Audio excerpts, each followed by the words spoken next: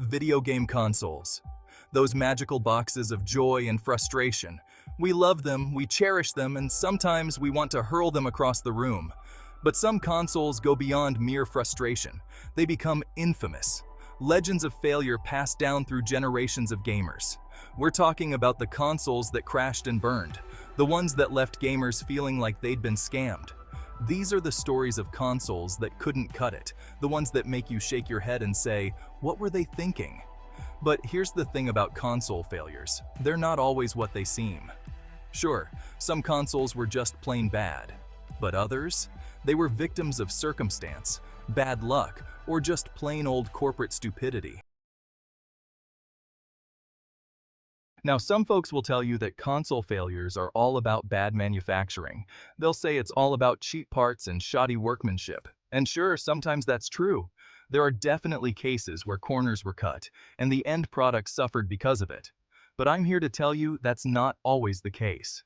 In fact, there are plenty of examples where even the most innovative, well-made consoles can fall flat on their faces. Sometimes, it's not about the hardware at all. It's about timing, marketing, and even the gaming ecosystem at the time. Take the Atari Jaguar, for example.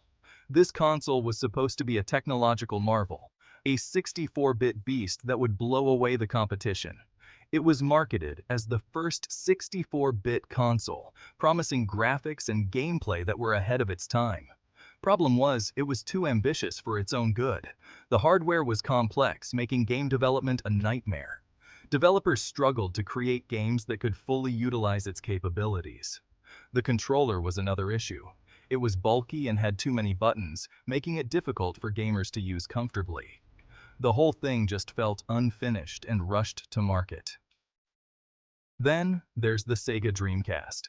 This console was way ahead of its time, with online gaming and a built-in modem. It even had a memory card that doubled as a portable gaming device. The Dreamcast was a pioneer in many ways, introducing features that would become standard in future consoles.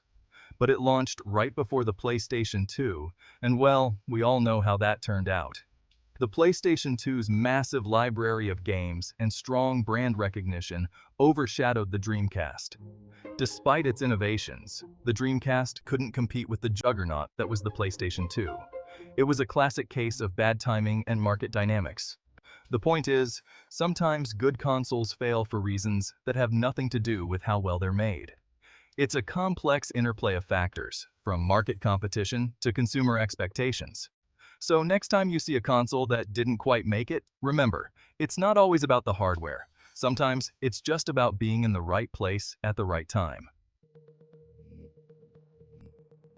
You might think that with all the advancements in technology, modern consoles would be immune to the failures of the past. You'd be wrong. Despite the leaps and bounds made in processing power, graphics, and overall user experience, the same old issues continue to haunt the latest gaming systems. Even the newest consoles on the market aren't safe from the dreaded curse of console failure. From unexpected crashes to hardware malfunctions, gamers are still facing a myriad of problems that can turn a fun gaming session into a frustrating ordeal. Take the Wii U, for example. Nintendo's attempt to innovate with a tablet-like controller was ambitious, but it just didn't resonate with gamers the way they had hoped. The idea was to create a unique gaming experience, but the execution fell short. The controller was bulky and awkward, and many gamers found it more of a hindrance than a help. The games were lacking, the marketing was confusing, and the whole thing felt like a big ol' misfire. The Wii U struggled to find its place in the market, and ultimately, it became one of Nintendo's biggest flops. And let's not forget about the PlayStation 5. Launched with much fanfare, it promised to be a game changer in the world of consoles. Sure, it's a powerful machine, but it's also been plagued with reports of hardware problems, software glitches, and even design flaws. Early adopters faced numerous issues, from overheating to system crashes, which dampened the excitement surrounding its release. Who could forget the early adopters complaining about coil whine loud enough to wake the dead? This high-pitched noise became a notorious issue, causing many gamers to question the quality control of such a high-end device. The truth is, no console is perfect. From the earliest days of gaming to the latest releases, every generation has had its share of problems. Whether it's the infamous red ring of death on the Xbox 360 or the Joy-Con drift on the Nintendo Switch, these issues remind us that even the most advanced technology can have its flaws. Even with all the money and resources in the world, things can still go wrong. Game developers and hardware manufacturers are constantly working to improve their products, but the reality is that perfection is elusive. As long as there are new consoles, there will be new problems to solve. The key is to learn from past mistakes and strive for better solutions in the future. Now, I know what you're thinking. But James, you say, sometimes consoles break because people don't know how to take care of them. And yeah, I'll admit, some gamers treat their consoles worse than a raccoon treats a trash can. But here's the thing, sometimes it's not the player's fault. Sometimes consoles are just designed in a way that makes them prone to failure. Remember the Xbox 360's red ring of death?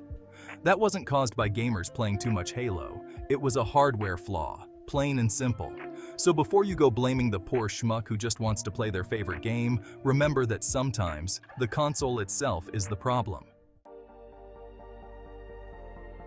Section 5. Death or just a flesh wound. When a console kicks the bucket, it doesn't always mean game over. Sometimes it's more like a flesh wound. Take the PlayStation 3's yellow light of death. It sounded scary, sure, but it could often be fixed with a little bit of technical know-how. And even the dreaded red ring of death wasn't an instant death sentence for the Xbox 360. Microsoft actually offered free repairs for consoles affected by the issue. Of course, that didn't stop people from freaking out when their console turned into a $400 paperweight. So the next time your console starts acting up, don't despair. It might not be gone for good. Section 6. Brand loyalty doesn't exist in the graveyard of consoles.